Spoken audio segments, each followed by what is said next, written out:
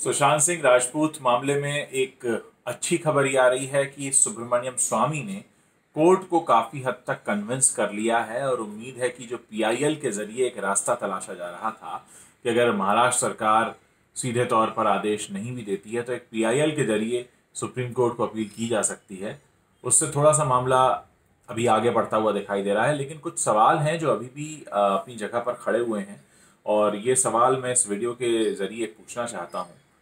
सबसे पहली बात तो ये है कि उस घर को लंबे समय तक सील नहीं किया गया।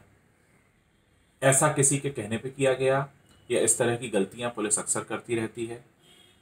इस बीच ये भी सामने आया कि जिस दिन निधन हुआ सुशांत सिंह राजपूत का, उस दिन रिया चक्रवर्ती को कोई फोन क्यों नहीं किया गया, क्योंकि वो तो उस घर में रहती थी और उस घर के एग्रीमेंट पे भी उनका नाम है।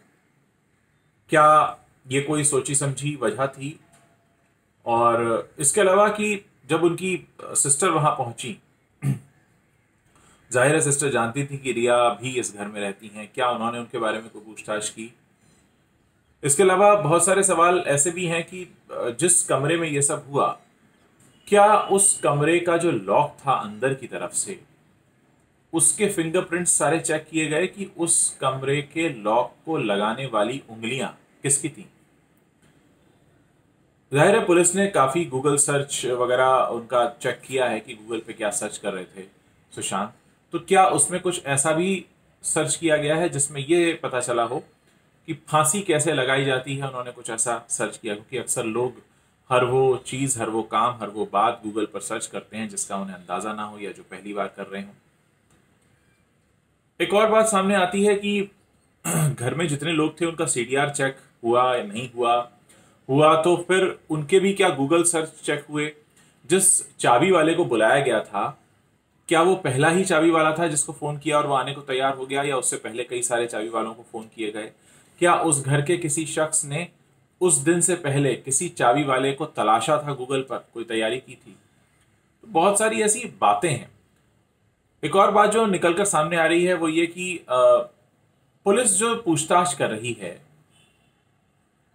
चाहे बंसाली से हो, चोपड़ा से हो, या शेखर कपूर से हो, या कंगना से हो, या उस फिल्म क्रिटिक से हो, ये क्या पुलिस को इस बारे में कोई सबूत मिले हैं? या क्योंकि ऐसा नहीं हो सकता कि सोशल मीडिया पर जो बातें चल रही हैं उनको आधार बनाकर पुलिस से पूछताछ कर रही हो। पुलिस अगर इन लोगों से पूछताछ कर रही है, मतलब पुलिस के पास कोई मजबूत वजह होगी, कोई पक्की पुख्ता वजह होगी जो इन लोगों से पूछताछ की गई है। साथ ही कुछ बातें अभी फिर से सामने आ रही हैं। मैं कुछ वीडियोस देख रहा था जिसमें अंकिता लोखंडे ने शेयर किया है कंगना रनौत से कि वो उनके नेचर के बारे में बातें शेयर की हैं सुशांत सिंह राजपूत के, कि वो किस तरह से बहुत छोटी छोटी बातों को लेकर टेंशन में आ जाते थे अगर उन्हें कोई कुछ कहीं ट्विटर पे लिख दे, कोई कमेंट कर दे तो उसको लेकर। खैर, ये सब बातें हैं जिनके बारे में लोग अब बात कर रहे हैं, लेकिन मुझे लगता है इस सबसे ज़्यादा ज़रूरी उन बातों के बारे में बात करना है जो हमें ये बता सकें कि अब सीबीआई जांच शुरू करवाने में और कौन से स्टेप्स बाकी रह गए हैं, कैसे हम उसकी कोशिश करें।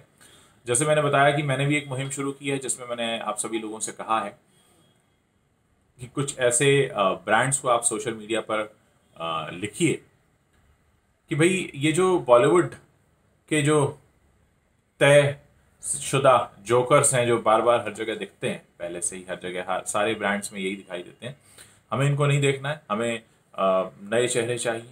तो कहीं ना कहीं इस मुहिम का मकसद भी सरकार को ये बताना है और पूरे देश को ये बताना है कि हम सब इस मामले को लेकर कितना सीरियस हैं और हम चाहते हैं कि एक अलग तरह का माहौल बदले और लोगों को ये समझ में आए कि गलतियां कहाँ हो रही हैं। क्योंकि देखिए, सुशांत सिंह राजपूत के साथ तो जो होना था वो हो चुका, बहुत दुर्भाग्यपूर्ण था, लेकिन हम उसे बदल नहीं सकते, वो हो चुका है।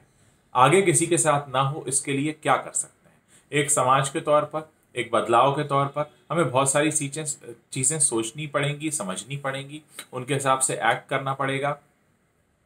इस पूरे मामले में कुछ लोगों को ये लग सकता है कि ये तो किसी का पर्सनल एजेंडा है, पब्लिसिटी के लिए कर रहे हैं, या आपको जो भी लगता है लगता रहे, लेकिन हम एक समाज के प्रति अपनी जिम्मेदारी समझते हैं। समाज में बदलाव लाने के लिए बहुत से कड़े कदम उठाने पड़ते हैं, कुछ कड़वी बातें भी बोलनी पड़ती हैं, जो बहुत सारे सच्चे लोग कड़वी बातें बोल रहे हैं और उन पर ध्यान देने की ज़रूरत है। जिस तरह से हमने देखा कि कोई भी इस मामले को मतलब सीरियसली नहीं ले रहा है। चाहे वो बिहार के राजनेता हो, वो वहाँ पे वोट बैंक की राजनीति कर रहे हैं कि राजपूत सरनेम के लिए काम करेंगे तो कितने वोट मिलेंगे। ये चाहे वो बॉलीवुड वाले हों जिनको लगता हो कि भाई अब ये जल्दी से मामला रफा दफा हो तो हम लोग अपना फिल्म का प्रमोशन करें, या चाहे वो टीवी इंडस्ट्री हो जो बॉलीवुड से पंगा नहीं लेना चाहती, क्योंकि जितने टीवी के आर्टिस्ट हैं, वो एक्टर्स हैं, उनको कभी ना कभी फिल्मों में काम करना है, तो उनको लग रहा है यार हम कैसे करण जौहर के खिलाफ बोल दें या हम कैसे किसी चोपड़ा के खिलाफ बोल दें।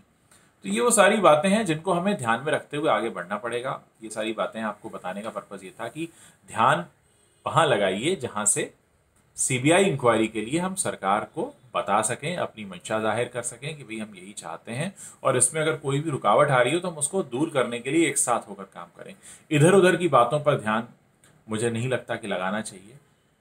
सुशांत सिंह राजपूत कैसे थे और वो क्या बात करते थे से ज़्यादा ज़रूरी अब ये हो चुका है कि उनकी जो रहस्यमय मौत है उसकी जांच कराने के लिए सीबीआई जांच कराने में जो अड़चनें आ रही हैं उनको हम कैसे दूर कर सकते हैं, क्योंकि अब ध्यान इस तरफ लेके जाना है। फिलहाल आप लोगों के भी कुछ सुझाव और विचार होंगे, आप यहाँ शेयर कर सकते हैं, और मेरी कोशिश रहेगी कि इस पूरे मामले पर हम लगे रहें। आज मेरे 2 लाइव सेशंस हैं, मैंने अपने यूट्यूब पर भी और फेसबुक पर भी आप लोगों को बताया हुआ है, 6 बजे 8 बजे। इसके अलावा दिल बेचारा भी आज हॉटस्टार पर आ रही है, वक्त मिलेगा हम सब मिलकर देखेंगे।